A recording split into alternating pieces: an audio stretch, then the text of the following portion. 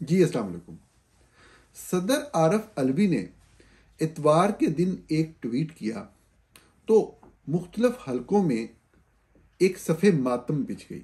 ये सफ़े मातम सबसे ज़्यादा पाकिस्तान मुस्लिम लीग नवाज यानी कि शरीफ फैमिली से ताल्लुक़ रखने वाले सहाफ़ियों की सफ़ों में बिछी। खुदा की पनाह, ऐसा लगा कि क़यामत आ गई। बात बड़ी मुख्तसर और सादा सी थी कि सदर ममलकत ने यह लिखा कि मौजूदा दिनों में कुछ दिन पहले मुख्तलिफ जो कवानीन पास हुए पार्लियामेंट से और उनके पास मंजूरी के लिए, हतमी मंजूरी के लिए भेजे गए, जो कि उनका आइनी इख्तियार है, तो उनमें से दो बिल्स ऐसे थे जिनके ऊपर उन्होंने दस्तखत नहीं किए और अपने स्टाफ को उनको वापस भेज देने के लिए कहा, जबकि उनके स्टाफ ने उनके साथ धोखा किया और ऐसा नहीं किया। कुछ इस तरह के अल्फाज थे। इसके बाद तो जैसे एक क़यामत सी आ गई। सियासतदान शायद इतने परेशान नहीं थे जितने चंद सहाफ़ी परेशान हुए और सोशल मीडिया पे एक तूफान बर्पा कर दिया। आप यकीन माने, इस मुल्क के हालात का अंदाज़ा करें कि एक शख्स से आपका जितना भी इख्तलाफ हो, उसकी सियासी तौर पे कोई भी एफिलिएशन रही हो या हो, एक शख्स सदर ममलकत के ओहदे पे फाइज है और वो मुल्क में बनने वाले कानून के बारे में ये बात कह रहा है कि फलां चीज कानून बन गई है और आइन के तहत उसके दस्तखत उसके ऊपर जरूरी थे और वो दस्तखत नहीं हुए, और बजाय इसके कि इस निजाम का मातम किया जाए, उन लोगों के खिलाफ आवाज बुलंद की जाए जिन्होंने इस रियासत को, इस रियासत के कानून को, इस रियासत के आइन को मजाक बना दिया, हमेशा इस रियासत के आइन को पांव तले कुचला या खामोशी इख्तियार की जाए। मैं हमेशा एक बात जरूर कहता हूं कि वो दोस्त जो ये बहाना बनाते हैं या अपनी आसाइशों वाली जिंदगी बरकरार रखने के लिए ये जवाब घड़ते हैं कि बहुत प्रेशर है, बहुत खौफ है, फौज या आईएसआई उनको जान से मार देगी, उनको उठा के ले जाएगी या उनके खानदान को कोई नुकसान पहुंचाएगी, तो मैं आज भी और हमेशा से इसी नुक्ता नजर का हामिल रहा हूं कि किसी भी सहाफी को अपनी जान को खतरे में नहीं डालना चाहिए। अगर वो सच नहीं बोल सकता तो खामोश हो जाए, सिर्फ रोटी के चंद लुकमे अपने बच्चों के पेट में डालने के लिए झूठ पे झूठ न बोले, गलत बात न करे, न हक को हक न कहे, झूठ को सच न कहे। हमने देखा कि सहाफियों की एक बहुत बड़ी तादाद लाइन में लग गई और तमस्खुर और तंज उड़ाने लगी सदर ममलकत जनाब आरिफ अलवी का कि उन्होंने ये किया, ये क्यों नहीं किया, उन्होंने ये कर दिया, वो क्यों नहीं किया। ये सब चीजें इस अंदाज में कही गई कि जैसे सदर आरिफ अलवी ने कोई बहुत बड़ा गुनाह कर। हालांकि जो बात सदर आरिफ अलवी ने कही वो मौजूदा हुकूमत ने फौरी तौर पे उसकी तस्दीक भी कर दी। लॉ मिनिस्ट्री ने इस बात को फौरी तौर पे तस्लीम किया। हुकूमत ने मुकम्मल तौर पे तस्दीक कर दी इस बात की कि जो बिल ईवान सदर भेजा गया उसके ऊपर दस्तखत नहीं थे। यही वो बुनियादी बात थी जो आरिफ अलवी साहब ने कही थी। इसके ऊपर खैर कानून को समझ रखने वालों में एक बहस छिड़ गई कि सदर ममलकत दो ही चीजें कर सकते थे, या तो उसके ऊपर साइन कर देते या फिर उसके ऊपर एतराज लगा के, एतराज लिख के वापस भेज देते, जिसके बाद आइन में एक तरीकाकार बयान किया गया है, उसके तहत आगे कार्रवाई शुरू होती। मैं इस मौजू पे आपके सामने कुछ गुजारिशात रखना चाहता हूं। सबसे पहली चीज तो यह है कि मैं आइन का मुतलका हिस्सा आपको दिखा के आपके साथ पढ़ना चाहता हूं। बहुत ही आसान और सादा सी बात है। हमारे यहां चंद लोग जो दो लाइनें पढ़ लेते हैं, दो सतरें पढ़ लेते हैं, वो एक इस तरह का तासुर भी कायम करने की कोशिश करते हैं कि आइन के अंदर लिखी गई हर चीज बहुत ही पेचीदा है, आम बंदे का ये काम नहीं कि उसको समझ सके। मैं आपको यकीन से ये बात बताऊं, ये बात बिल्कुल झूठ पे मबनी है। चंद बातें यकीनी तौर पे ऐसी हैं जिनके ऊपर आपको तशरीह की जरूरत होती है, किसी कानूनी या आईनी माहिर से रहनुमाई की जरूरत होती है, या बाज क्लाजेस के हवाले से, आर्टिकल या उनके सब आर्टिकल के हवाले से अदालतों ने, आला अदलिया ने कुछ फैसले दे रखे हैं, और जब भी आपने एक एक्सप्लेनेशन को डिस्कस करना है तो उन फैसलों से भी रहनुमाई हासिल करनी है। यह बात दुरुस्त है, लेकिन बहुत ज्यादा article, more than half of the constitution plain reading से आप समझ सकते हैं, और उसके ऊपर प्लेन रीडिंग से ही जो समझ में आ रहा है वही बात है जिसके ऊपर अमल दरामद होना है। ये आर्टिकल जिसके अंदर कानून कैसे बनता है, कब कब कहां कहां से मंजूरी होनी है, यह भी उन्हीं आर्टिकल में से एक आर्टिकल है। तो मैं दो तीन नुकात जो आपके सामने पेश करूंगा। सबसे पहले तो मैं आइन और कानून की तरफ जाने से पहले कि कानून में या आइन में एग्जैक्टली लिखा क्या हुआ है, और उसके ऊपर जो आइनी माहिरीन हैं, इंडिपेंडेंट कॉन्स्टिट्यूशनल एक्सपर्ट, उनकी राय आपको बताने से पहले और उससे आगे गुफ्तगू को ख़त्म करने के लिए जो सहाफ़ी जिस तरह से तकलीफ के अंदर चले गए हैं, इसकी वजह क्या है, इस बात के ऊपर जाने से पहले मैं आपको ईवान सदर के बारे में चंद बुनियादी बातें शेयर करना चाहता हूं जो मैंने अपनी सहाफ़ती ज़िंदगी में सीखी या मेरे इल्म में आई। इस्लामाबाद में दो बड़े घर हैं, एक ईवान सदर है और एक ईवान वज़ीर आज़म है, या वज़ीर आज़म हाउस है। वज़ीर आज़म हाउस से एक प्राइम मिनिस्टर सेक्रेटेरिएट अलहदा से सेक्रेटेरिएट भी बन गया, लेकिन बुनियादी तौर पे तमाम वज़ीर आज़म अपने घर से ही निज़ाम को चलाते हैं, जो कि प्राइम मिनिस्टर हाउस कहलाता है। प्राइम मिनिस्टर हाउस के अंदर जो मुलाजमीन होते हैं वो मुख्तलिफ महकमों से भी प्राइम मिनिस्टर हाउस के अंदर जाते हैं, जबकि प्राइम मिनिस्टर हाउस के अपने मुस्तकिल मुलाजमीन भी होते हैं। वज़ीर आज़म चूंकि चीफ एग्जीक्यूटिव होता है, सियासी तौर पर बाज़ लोग असर्ट करने की कोशिश करते हैं, अपनी मर्जी के लोगों को भी लेके आते हैं जिनकी तैनाती वहां होती है। इसी तरह से ईवान सदर के अंदर भी, ईवान सदर बजाते खुद इन इटसेल्फ एक इंस्टीट्यूशन है, एक इदारा है, एक महकमा है, एक इंडिपेंडेंट एक बॉडी है जिसके अपने मुलाजमीन होते हैं जो कि परमानेंट ईवान सदर के मुलाजमीन हैं। उसके अंदर भी दूसरे महकमों से लोगों का ट्रांसफर होकर वहां पे डेपुटेशन में जाके अपॉइंटमेंट भी होती है। सीडीए बहुत से निजाम संभालता है, तो सीडीए के बहुत सारे लोग वहां पे अपने काम कर रहे होते हैं। मैं ये सारी तफसीलात आपके सामने क्यों रख रहा हूं, एक चीज ध्यान में रखिएगा कि ईवान सदर के अंदर जो ज्यादातर लोग होते हैं अहम जगहों पे, वो सब के सब एजेंसियों के लोग होते हैं।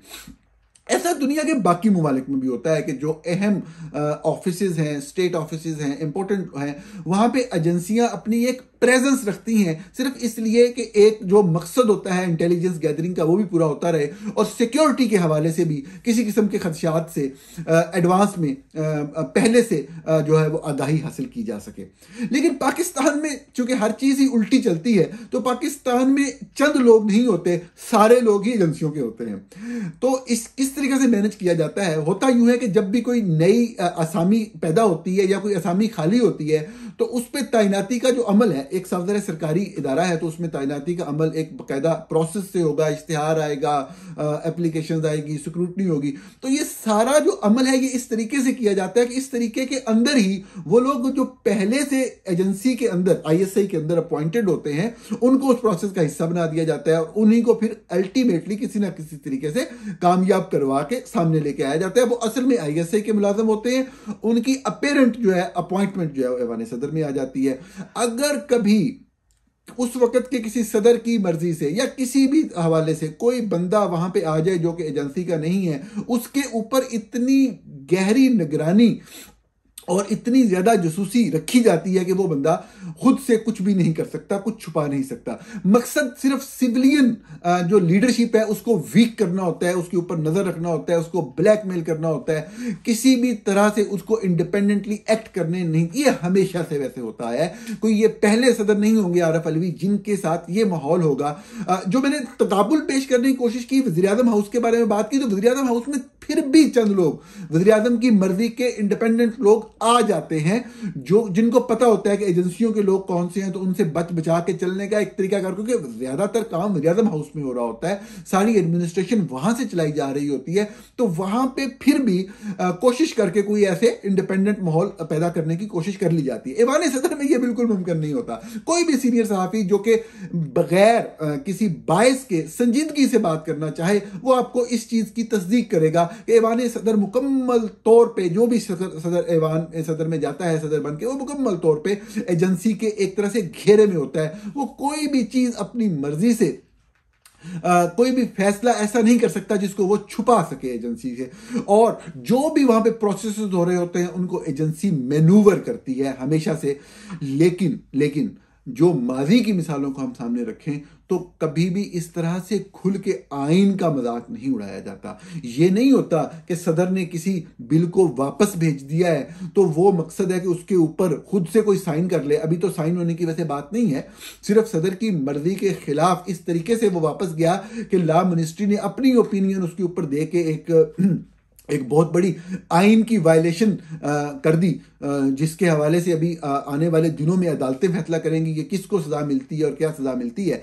लेकिन मैं आपको बताना ये चाह रहा हूं कि ऐवान सदर का ये माहौल होता है जिसके अंदर कोई भी सदर काम कर रहा होता है। वो सदर के मुलाजिम नहीं होते, वो अनफॉर्चुनेटली आइन के भी मुलाजिम नहीं होते, वो बेसिकली तो अपने पेट के मुलाजिम होते हैं। वो जमीर फरोश लोग होते हैं जो कि अपना सब कुछ बेच देते हैं ताकतवर के सामने, क्योंकि उनको ये लग रहा होता है कि हमने अगर नौकरी बचानी है तो हमने अपने आकाओं के, अपने जो सुपीरियर्स हैं जो एजेंसी में अपॉइंटेड है, उन्हीं के कहने पर और उनके मुताबिक काम करना है।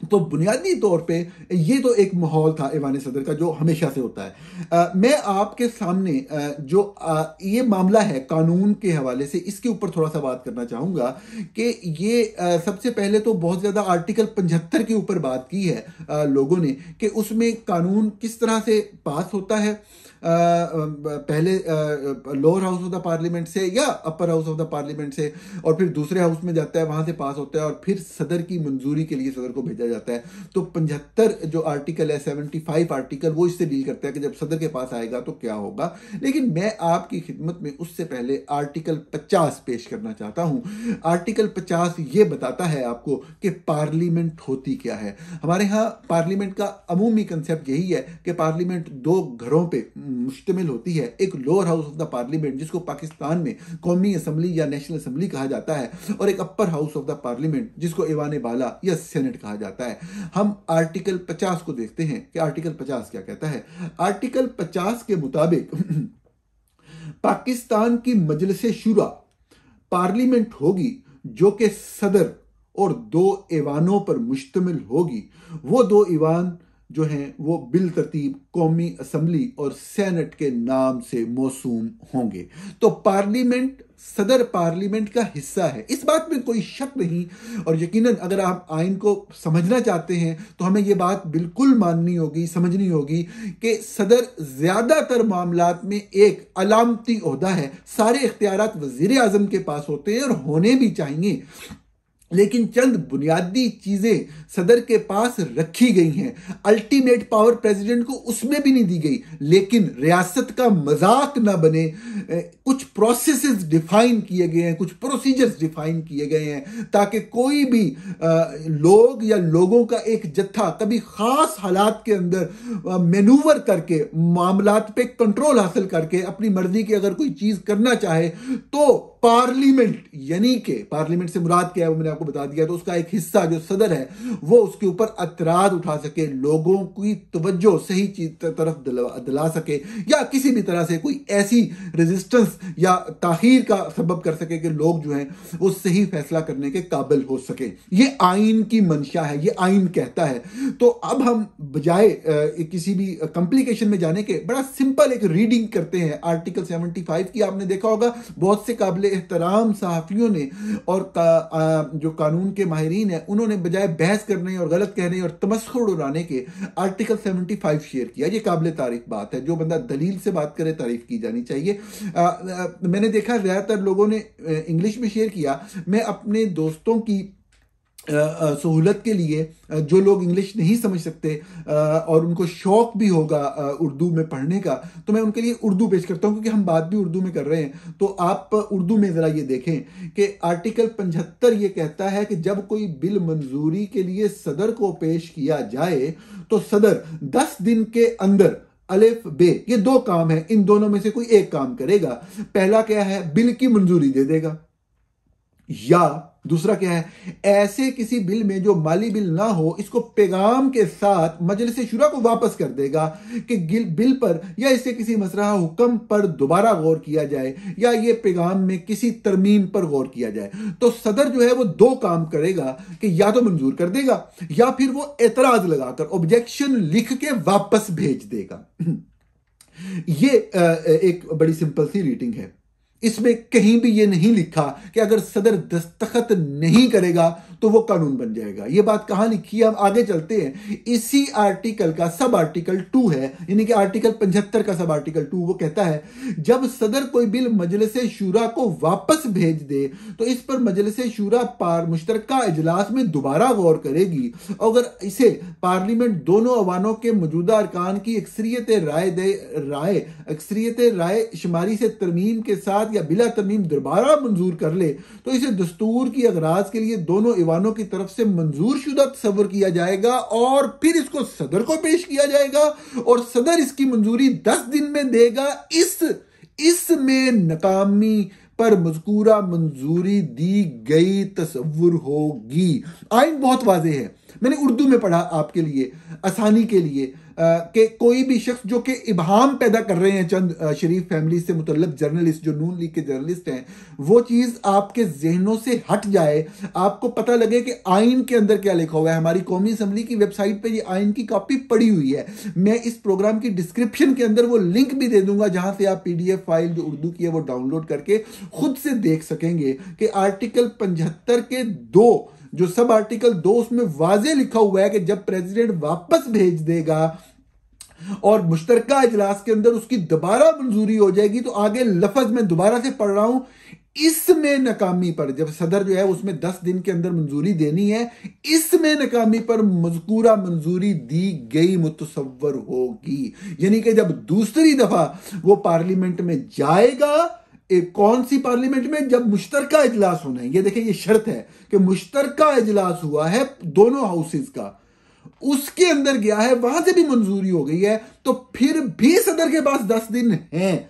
सदर पार्लियामेंट का हिस्सा है, ये आइन है, कानून साजी हो रही है, उस कानून के तहत लोगों को सजाएं हो सकती हैं, किसी की जिंदगी जा सकती है। ये मजाक नहीं है। जो कौमें आगे जाती हैं वो एक कानून और आइन बनाती हैं, उसके ऊपर अमल करती हैं, और वो कुव्वतें जो आइन का मजाक उड़ाएं उनको तबाह बर्बाद अगर कोई कौमें नहीं करती तो वही कौमें तबाह होती हैं।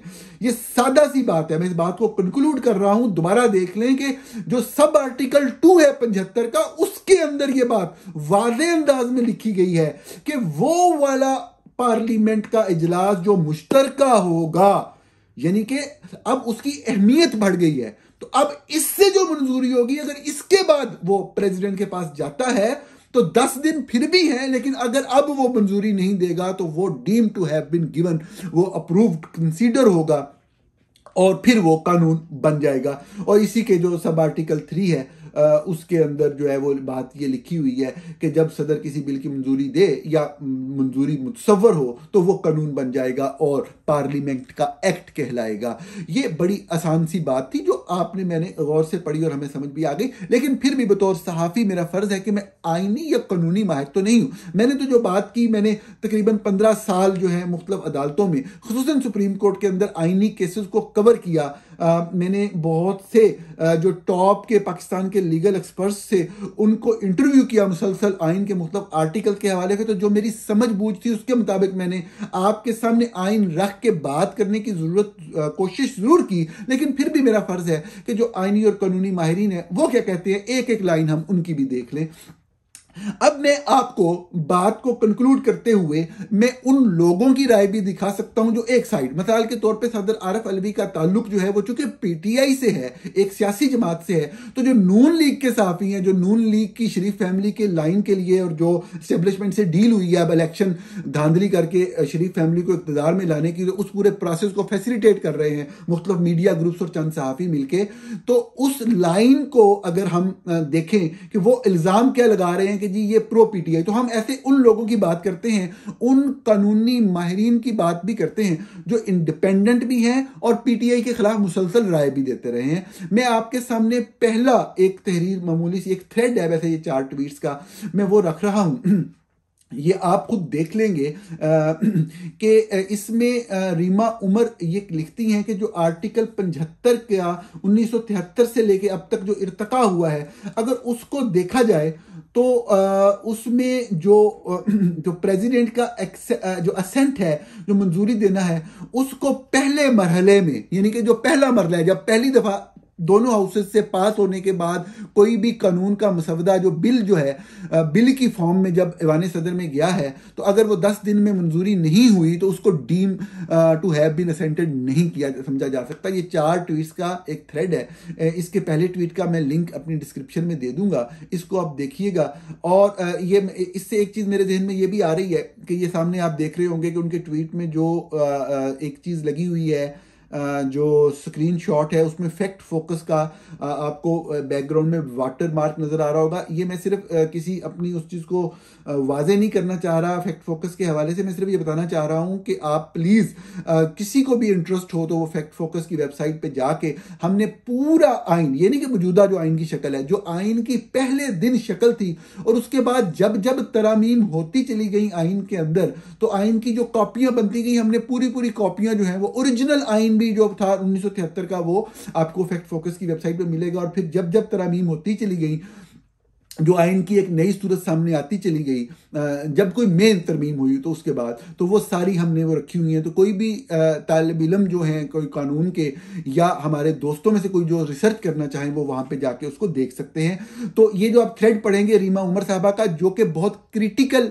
व्यूज रखती हैं पीटीआई की हुकूमत की जो गलत बातें थी उसके ऊपर, और जो भी कानूनी जो बहस चलती रही है उस पर बड़ी खुल के ओपिनियन देती हैं। इंडिपेंडेंट लायर है, मैं ये बिल्कुल नहीं कह रहा कि ये पीटीआई के खिलाफ है, क्योंकि ये कहना भी किसी लायर के या किसी कानूनी माहिर के खिलाफ जाती है ये बात। तो ये इंडिपेंडेंट लोगों में से मैं समझता हूँ, पीटीआई वाले तो वैसे इनकी भी ट्रोलिंग करते हैं, इनको हर वक्त बुरा भला ही कहते हैं, लेकिन ये वो लोगों में से हैं कि जो कि पीटीआई समझती है कि उनके खिलाफ है, वो भी कह रही हैं, यहां पे ये कह रही हैं कि ये जो फर्स्ट टाइम भेजा जाएगा उसको असेंट नहीं समझा जा सकता। तो यानी कि ये फिर कानून नहीं बना रीमा उमर साहबा की। हालांकि रीमा उमर साहबा ने ये भी कहा कि एक और ट्वीट के अंदर कि ये प्रेसिडेंट के पास 2 ही इख्तियार थे कि वो ये 2 काम कर सकते थे, उन्होंने नहीं करके ब्रीच किया है। उसके ऊपर आप मेरी अंडरस्टैंडिंग मुख्तलिफ है, लेकिन चूंकि मैं यहाँ पे एक वकील की बात कर रहा हूँ, उनकी राय की बात कर रहा हूँ, तो मैं अपनी राय देना भी मुनासिब नहीं समझूंगा कि मेरी राय की अहमियत नहीं है। मेरे ख्याल में उसका वैसे भेज दिया जाना भी, जब मकसद सर्व हो रहा है कि कंसीडर ही नहीं करना, एक फजूल घटिया चीज़ है, तो उसका भेजा जाने का मतलब ही यह है कि पूरे का पूरा रिजेक्टेड है वो, जब उसके ऊपर साइन नहीं किए गए, पार्लियामेंट दोबारा सिरे से करे। ये मेरी अंडरस्टैंडिंग है। लेकिन उन्होंने, रीमा उमर साहबा का ट्वीट आप देख रहे होंगे, उन्होंने ये कहा कि ये ब्रीच हुआ है, लेकिन ये बड़े वाज़े अंदाज में कहा इस ट्वीट के अंदर, इस तहरीर के अंदर, कि किसी भी सूरत के अंदर जो फर्स्ट टाइम भेजा गया है प्रेसिडेंसी को, अगर साइन नहीं हुए तो इसको हम नहीं कह सकते कि ये deem to have been assented, यानी कि ये कानून बन गया, ये मंजूरी होगी। ये मंजूरी नहीं हुई है, ये पार्लियामेंट के पास दोबारा जाएगा। मैं आगे चलता हूं। सलाहुद्दीन अहमद साहब बहुत ही काबिल एहतराम लायर हैं, कराची से ताल्लुक़ रखते हैं, इंडिपेंडेंट लायर की हैसियत से उनकी बहुत इज्जत है। बहरहाल हमेशा खुल के पीटीआई पे तनकीद भी करते रहे हैं। पीटीआई इनको भी उन वकीलों में शामिल हैं जो पीटीआई की गालियों से मुस्तफीद होते रहे हैं। तो इन्होंने भी यही बात करके कि प्रेसिडेंट ये कर सकते थे, ये नहीं कर सकते थे, लेकिन उन्होंने बड़ा क्लियरली लिखा, but anyway now law ministry कंसीड्स, law ministry ने मान लिया है कि प्रेसिडेंट डिडंट साइन, के सदर ने दस्तखत नहीं किए। Agree with Reema Umar explanation on why assent can't be deemed here, कि यहां पे प्रेसिडेंट की मंजूरी नहीं मानी जा सकती। यानी कि सलाहुद्दीन अहमद के मुताबिक भी ये दोनों जो तरमीम हुई, सीक्रेट एक्ट के अंदर भी 2023 की तरमीमी, जो पाकिस्तान आर्मी एक्ट के अंदर 2023 की तरमीम लाई गई, ये दोनों कानून के तौर पे नहीं हुई, ये ख़त्म हो गई और ये इनका कोई भी कानूनी हैसियत नहीं है। पाकिस्तान के 2 इंडिपेंडेंट तरीन जो माइंड हैं उनके हवाले से बहुत ही काबिल एहतराम वकील हैं, सीनियर वकील हैं इन्हीं दोनों से जिनकी मैंने बात की, सलमान अकरम राजा साहब। एक तारीख है उनकी ज़बरदस्त केसेस लड़ने की, आइनी केसेस लड़ने की, बिल्कुल इंडिपेंडेंट है। मुस्लिम लीग नून के लोगों को भी रिलीफ दिलवाने के लिए अदालतों से उनको रिप्रेजेंट किया, पीटीआई के लोगों को भी रिप्रेजेंट किया। कोई भी इनके ऊपर क्लेम नहीं कर सकता कि ये हमारे बंदे हैं या उनके बंदे हैं। एक इंडिपेंडेंट लीगल माइंड है। After pressure by the law minister, law and information minister, following fact emerged, President never signed either bill. President's staff did not return the bills. Controversy only whether President directed return or not within 10 days. How does this amount to assent by the President? Question mark डाल रहे हैं और कह रहे हैं कि जो article 75(1) requires positive ascent, कानून बनने के लिए सदर के दस्तखत जरूरी हैं। पहली दफा जब जाएगा, अगर नहीं किए तो वो कानून नहीं है, वापस पार्लियामेंट के अंदर आना है। ये आपको मैंने इंडिपेंडेंट तरीन जो कानूनी आईनी माहिरीन जो कि सदर आरिफ अलवी के खिलाफ ओपिनियन रखते रहे होंगे, पीटीआई के खिलाफ रखते रहे होंगे, जो इन तमाम सियासी जमातों की मुखालफत का सामना करते रहे हैं, वाज़े तौर पर यह बयान कर रहे हैं कि ये कानून नहीं बन सका है। सफ़े मातम बिल्कुल बिछनी चाहिए पाकिस्तान मुस्लिम लीग नून के सहाफ़ियों में, शरीफ फैमिली से ताल्लुक़ रखने वाले सहाफ़ियों में। वो जो एस्टेब्लिशमेंट की गोद में बैठ के अब खुशी और फरहत महसूस करते हैं जर्नलिस्ट, उन्हीं जर्नलिस्ट में से कुछ जर्नलिस्ट ने आज एक दो बातें की। वो बातें आपके सामने रख के मैं अपनी गुफ्तगू को कंक्लूड करूँगा। पहली मैं एक आपको याददाश्त अपनी शेयर करता हूँ कि जो लोग इस्टेब्लिशमेंट के इशारों पे नाच रहे होते हैं, वो अपने चेहरे पे किस तरह से कालक मलते हैं कि तारीख के अंदर वो उनके चेहरों पे मली हुई कालक मिटाई नहीं जा सकती। आज से कुछ साल पहले की बात है, एक खबर मैंने की उस वक़्त के जो CPAC के चेयरमैन थे आसिम सलीम बाजवा, उनकी जायदादों के बारे में। मैं उस खबर की तफसील में नहीं जाना चाहता, मैं सिर्फ एक वाक़या आपको याद दिलाना चाहता हूँ। बहुत से लोगों को वो खबर यकीनन याद होगी कि उसके बाद बहुत सारा एक बहरान खड़ा किया। फौरी तौर पे तो चंद खवातीन सहाफ़ियों को लॉन्च किया गया जिन्होंने एक प्रोपेगेंडा कैंपेन लॉन्च की ट्विटर के ऊपर मेरे खिलाफ कि ये रॉ का प्रोपेगेंडा है, साफ जाहिर है। तो इसमें रॉ का हाथ नजर आ रहा है और बहुत ही मतलब मुसलसल किया खवातीन सहाफ़ियों ने। बाकी और लोगों ने भी किया, चैनल में भी किया, मैं उनका जिक्र नहीं कर रहा, मैं खवातीन सहाफ़ियों का जिक्र कर रहा हूँ क्योंकि उन्होंने इनिशिएट किया था और बड़े तरीके से किया था। तो वो तो खैर जो भी हुआ, तो उसमें कामरान खान साहब जो है ना वो तशरीफ़ लाए चंद दिन के बाद। तो उन्होंने ये कहा कि जो मुक़तदरा इदारे हैं, जो हाई नेशनल कमांड है, ये जो नेशनल कमांड का लफ्ज़ था ये इस्तेमाल किया कामरान खान साहब ने अपने एक तहरीर के अंदर, अपने ट्वीट के अंदर, तहरीर मुकम्मल कि जी उन्होंने उनके पास अनडिनाएबल एविडेंस आ गया है कि ये जो CPAC के चेयरमैन जनरल आसिम सलीम बाजवा के जायदादों के बारे में खबर छपी है, इसके पीछे जो है वो बिरून मुल्क की दुश्मन एजेंसियों के जो हाथ हैं और अब सबक सिखाने का, और वो लोग जो इसमें मुलव्वस हैं जिन्होंने ये काम किया है, ये फैसला कर लिया गया है। आज के दिन भी हमने एस्टेब्लिशमेंट की गोद में बैठ के मज़े लेने वाले सहाफ़ियों की हमने बातें सुनी कि मुक़तदरा इदारों ने ये फैसला कर लिया है कि जी आरिफ अलवी का जो ट्वीट आया है ये न्यूक्लियर पावर की तौहीन हो गई है, अब ये हो जाएगा, अब वो हो जाएगा। मैं सिर्फ आपके सामने ये चीज़ रखना चाहता हूँ कि इंसान किस हद तक गिर सकता है। यानी कि एक पार्लियामेंट की तौहीन हुई है, सिर्फ एक शख्स से या उसकी पार्टी से आपका इख्तलाफ है तो आप इस हद तक गिर रहे हैं कि एक मुल्क के अंदर कानून बनने का एक तरीकाकार है वो फॉलो नहीं किया गया। बजाय आप मातम कुना हो, इस पॉइंट को हाईलाइट करें कि किन लोगों ने उसको कानून बनने का नोटिफिकेशन जारी किया, आप सहाफ़ी होते हुए उस शख्स का मजाक उड़ा रहे हैं जिसने ये बात आपके सामने रखी। मैं देख रहा था कुछ लोगों ने कहा जी वो 27 घंटे खामोश बैठे रहे। मतलब सदर ममलकत हैं, वो क्या करें? मतलब जैसे ही किसी ने कोई बात की है वो उठ के ढंडोरा पीटना शुरू कर दे, ऐसे नहीं हुआ, ऐसे हुआ है। कुछ सहाफ़ियों की मैंने ख्वाहिशात ये देखी, चंद अदारों से तल्लक रखने वाले सहाफ़ी कि जी उन्होंने ये किया तो उन्होंने ये क्यों नहीं किया। मतलब वो ये चाह रहे थे, उनके अल्फाज से ये लग रहा था कि सदर आरिफ अलवी वो कानून उठाएं और वो उसका मुसवदा उठा के रावलपिंडी जाएं और जाके जर्नलों को कुछ डाल दें, वो ना मतलब कुछ ऐसा कर दें कि जर्नलों को होश आ जाए। ये वो लोग हैं जो अपने मामूली माली मफाद के लिए एक हरफ सच नहीं बोल सकते। एक सच्ची बात नहीं कह सकते, सिर्फ अपनी आसाइशों वाली जिंदगी को बरकरार रखने के लिए वो बोलते हैं जो ताकतवर को अच्छा लगता है। वो लोग ये तवक्को कर रहे हैं आरफ अलवी से, जिन्होंने सच कौम के सामने रखना था रख दिया, कि वो कानून का मुसद्दल जाके जर्नेलों को आर पार कर दें। अब हद होती है किसी चीज की। मैंने आपको प्रेसिडेंसी का नक्शा खींचा कि एक सदर जो है वो जब ईवान सदर में रह रहा होता है तो वो किस तरह के माहौल के अंदर रह रहा होता है। तो यकीनी तौर पे पाकिस्तान की तारीख का स्याह तरीन दिन था कि पाकिस्तान को पता लगा कि हमारे यहाँ कानून बनने के लिए भी किस तरह का मजाक होता है। आखिरी बात मैं कंक्लूड करूंगा, मुस्लिम लीग नून के लोगों में हमें देखा कि राना सनाउल्लाह का किस तरह का बयान आया जी, आरफ अलवी ने पता नहीं कोई सियाना बनने की कोशिश की मगर वो फंस गए, पकड़े गए, क्या पकड़े गए, ये सारे मैंने आपके सामने अभी बयान कर दिया जो भी मामला हुए। आप ये देख लें कि नून लीग के जो कायदीन है वो ये चीज कह रहे हैं कि जो भी हुआ खैर है, काजी फायज ईसा साहब आके सब संभाल लेंगे। तो मैं आपको एक चीज बताऊं, इन लोगों की बड़ी जो है ना वो तवक्कुआत वाबस्ता हैं काजी फायज ईसा साहब के साथ, और ये इंडिपेंडेंट लोगों का बड़ा अलमिया होता है। जैसे मैंने आपको अभी ये कानूनी माहिरीन की बात की कि ये बेचारे सारी तरफों से गालियां खाते हैं, इनको हर शख्स आके गाली देता है जब ये जिसके हक में ओपिनियन दें। अभी काजी फायज ईसा साहब के हवाले से इमरान खान के दौर में वाकया हुआ उनके खिलाफ रेफरेंस भेजने का, अब वो उसको बुनियाद बना के ये समझते हैं कि वो शायद उनके अपने बंदे बन गए। काजी फायज ईसा जो है वो इंडिपेंडेंट जज है, उन्होंने जो भी फैसले किए या ऑब्जर्वेशन दी या कोई काम किए उनसे इख्तलाफ किया जा सकता है। हम देख रहे थे वो जड़ा वाले गए तो सीनियर सहाफी मतीउल्लाह जान तनकीद कर रहे हैं कि वो क्यों गए हैं।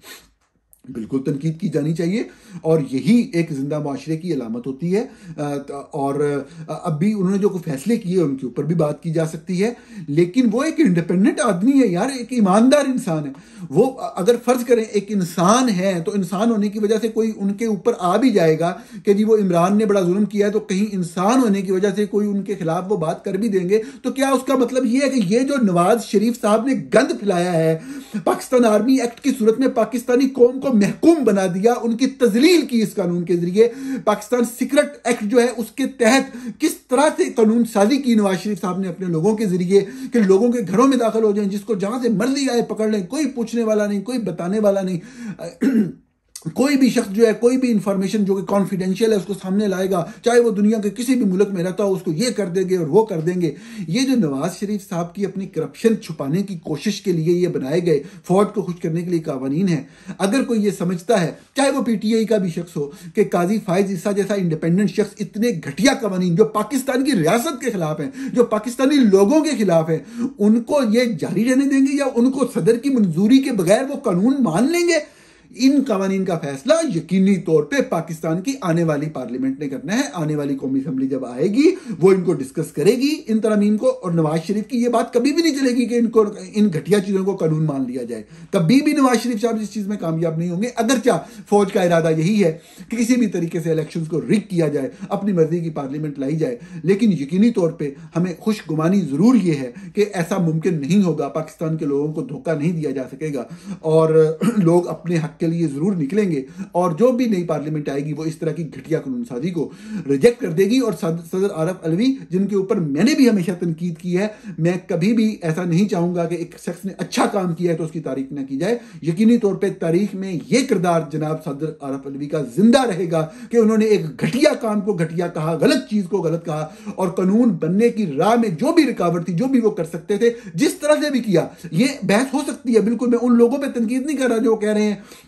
कि जी जिस तरह रीमा उमर साहबा ने कहा भी उनकी ये फर्ज था कि उन्होंने इन दोनों में से कोई चीज करनी थी, बिल्कुल ये लोगों की राय है, उनके ऊपर भी तनकीद, लेकिन जो भी उन्होंने किया कानून को बनने से रोक लिया। और ये बात रीमा उमर भी मान रही हैं, सलमान अकरम राजा भी मान रहे हैं, सलाहुद्दीन अहमद भी मान रहे हैं। तो ये एक किरदार जो है सदर आरफ अलवी का, उनके ऊपर मुख्तलिफ तनकीद या उनका जो भी माजी के बारे में कोई बंदा बात करना चाहिए, ये तारीफ करनी चाहिए, सच बोलने वाले शख्स को जरूर करनी चाहिए कि जबरदस्त काम किया आरफ अलवी साहब।